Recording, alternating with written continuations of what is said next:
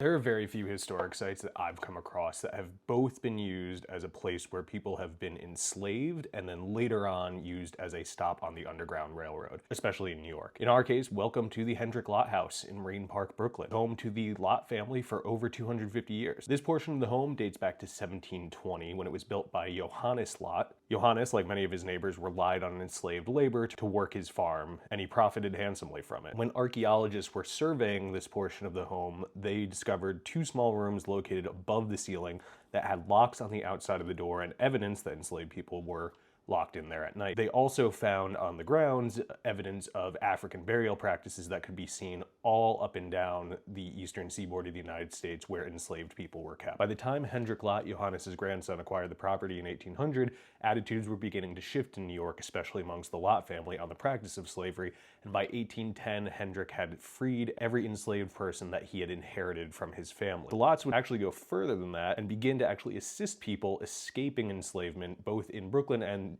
throughout the South. In fact, on the exact opposite side of the house as the enslaved quarters, we have evidence of a closet that was used to shelter people who were fleeing enslavement themselves. There's also evidence of the Lott family freeing people who they may not have even owned in the first place. While we don't have exact documentation, because this wasn't exactly something that you would publicize, it's very clear that the Lotts of the 19th century were very much on the abolition front. The Lott family would actually own this home all the way until the 1980s. It's actually the only historic home in New York that's still on its original site and in its original orientation. The Lott family would actually inhabit this home until 1989 when Ella Seidem, who was a direct descendant of Johannes, passed away and then donated it to the city for preservation.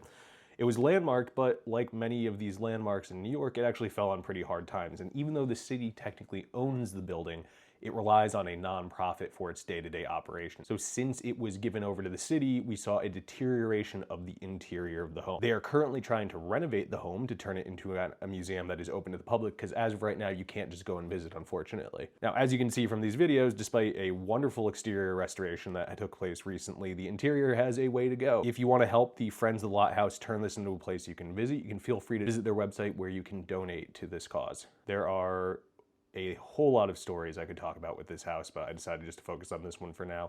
If you want to learn more about the tour or see more footage, just let me know and I'm happy to make a follow-up.